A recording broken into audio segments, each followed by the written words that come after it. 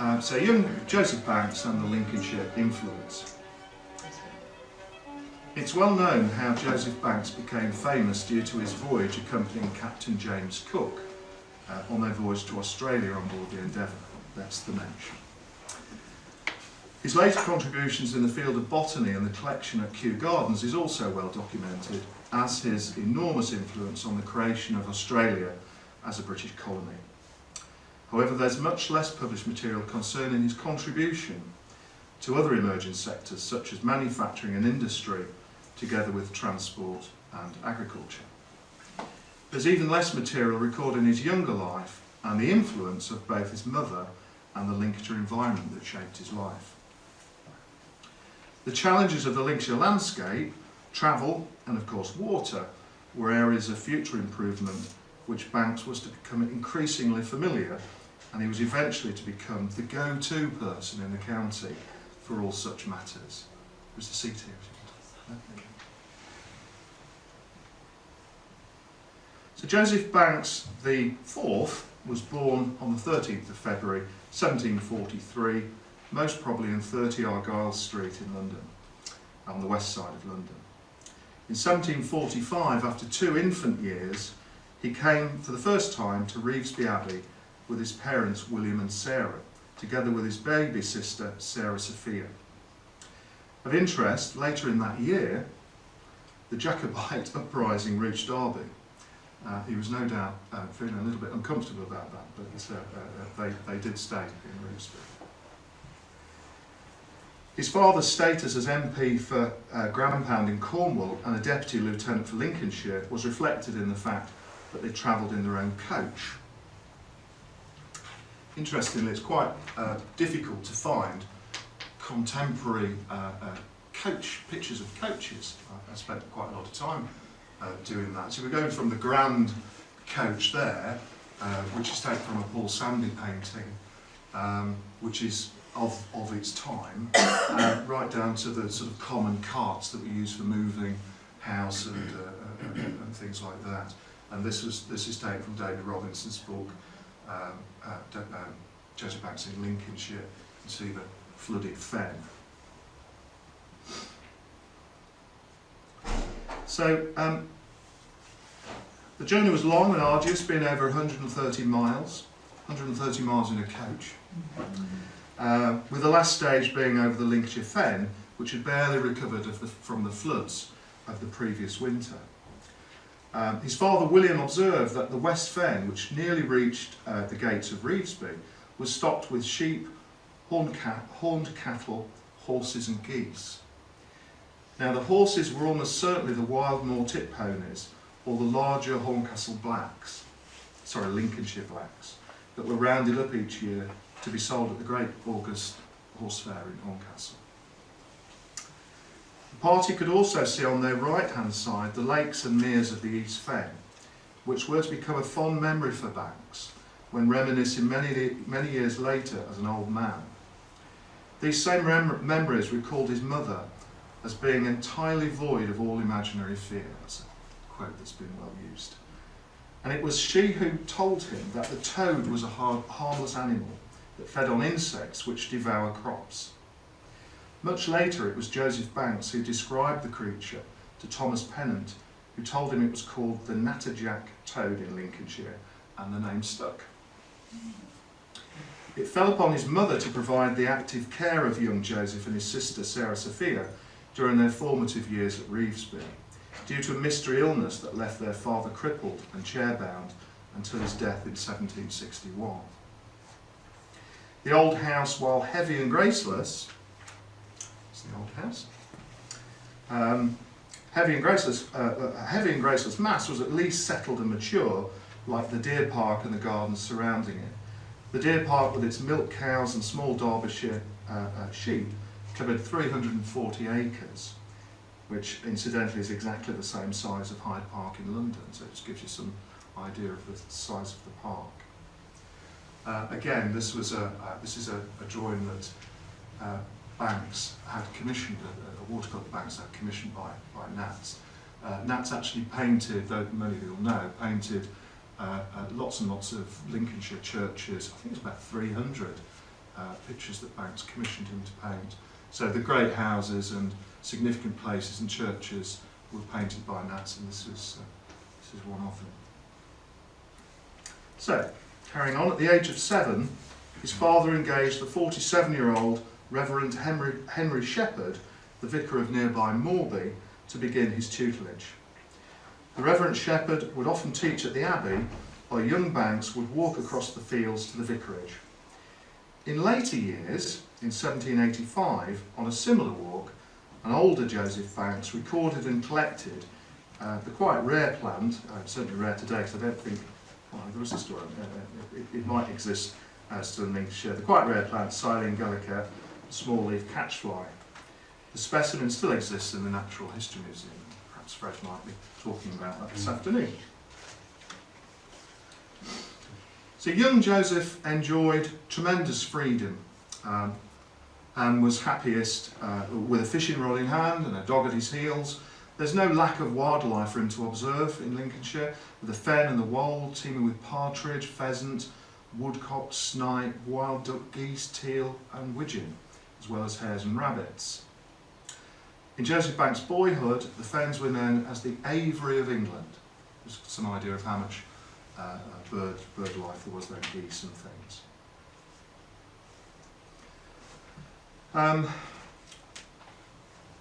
He would no doubt play cricket with the village boys, and there were always horses in the stable, and learning to ride would have been natural for a young boy. Almost certainly in those years he would also, together with his sister, play with a bow and arrow. In later years they would both become accomplished archers. Small wonder then that it was Revesby that he regarded as his principal country seat and where he felt most at home. And that's the green at Revesby with the almshouses that I think his grandfather had built. And that would be the green that they would play cricket on, not the current cricket site of the current cricket ground at Revesby. Just to go back, I didn't sort of hover too much on those. They're the two most well-known pictures of Banks as a young man. Both a young boy, both painted retrospectively, of course. When I say of course, on the globe and the grand columns and the herbarium sheet that he's pointed to there, of course, were to come much later. So obviously the paintings were not were retrospective. Where was it? What are we getting to? So his father had attended Horncastle Grammar School. That was something I wasn't all that familiar with until we did this, but yeah, his father actually attended Horncastle Grammar, and no doubt Joseph would have been familiar with this establishment. However, this was not to be for young Joseph. His father was able to afford something better, and so in April 1752, aged just 9, Joseph was sent to the boarding prep school at Harrow. From this point onwards, Revesby Abbey was a place for school holidays and not as a resident. He made little progress at Harrow, and perhaps the academic focus on Latin and Greek were a challenge to his independent spirit, and he missed the broad acres of Lincolnshire. He entered Eton on the 11th of September 1756, and was perhaps fortunate that by this time Dr. Barnard was headmaster. Barnard was not one for flogging the boys who could not master Latin, unlike his predecessor, who was known as a flogger. He was a disciplinarian, but was also an uncommonly amiable man. It was here, after swimming in the Thames one evening, that the slim evidence of Everard Home suggests was the turning point in Joseph Banks' life, with the realisation that the beauty around him was worthy of his full attention, and thus began his lifelong devotion to natural science, and in particular botany. And you can see the banks of the Thames where he was, according to Everard Home, where he was swimming, and when he got out of the Thames, all his colleagues, all the other boys had left him, and he walked down the banks and noticed how grand all of the flowers were and the wildlife around him, and that was his turning point. I think he had to learn Latin though, so it probably helped him with his schooling as well. So, after an extended stay At Revesby, due to a smallpox inoculation, stop there, he was one of the first people to have this smallpox inoculation. Basically means being sort of blood being exposed and smallpox virus being rubbed into it, and if you're lucky, it worked.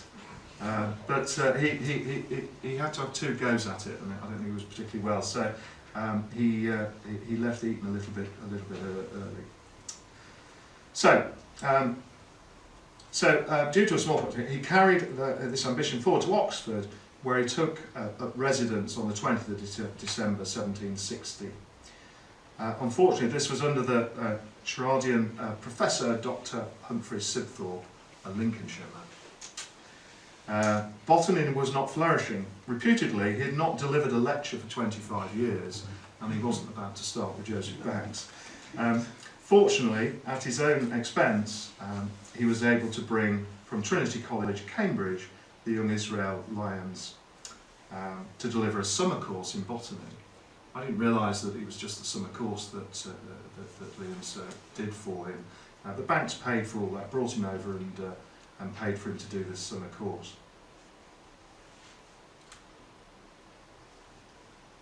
Soon after this, he left Oxford with his honorary degree. It was quite normal not to get a full degree. Apparently, get a bit bored with it and just go and do grand tours and things like that. The Banks didn't go and do a grand tour, but he did only get his honorary degree. But it was at this point that he was to enter the new world of science in London and the new British Museum, where he was to meet a small circle of friends, not least of whom was Daniel Solander, who became a lifelong friend. Now bear in mind that at that point the British Museum was not open to the public. It was only available to academics and people of Banks' standing. You couldn't just go in and have a look at what they got. So Banks now sought a new challenge, and that came with the opportunity to sail as a supercargo in the fisheries protection vessel HMS Niger under Captain Sir Thomas Adams. He was fortunate to have the company of his old friend, now in the Navy, Lieutenant Constantine Phipps, a colleague of great influence in future years.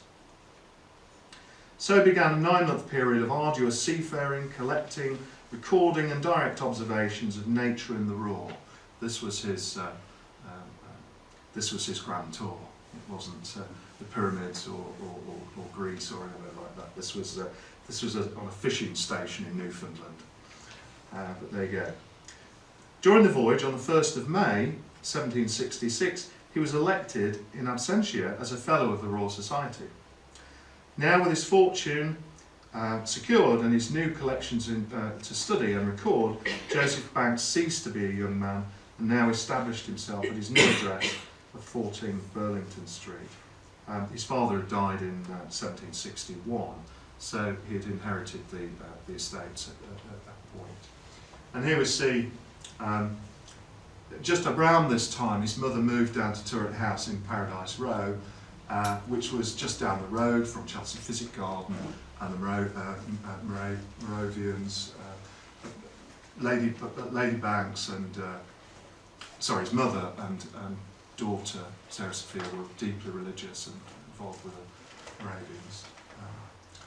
And this again was where Banks spent a lot of time with Philip Miller, who's the head gardener there, and no doubt learned a lot. It's one of the few places in the country where you could go and see exotic plants and plants that have been brought in from all over the world.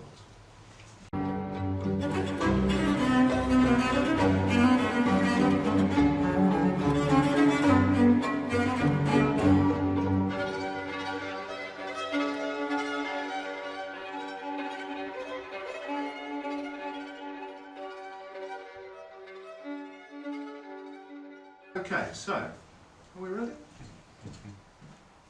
That seems to be working. Clap. Clap. No, just one clap, sorry. That's it.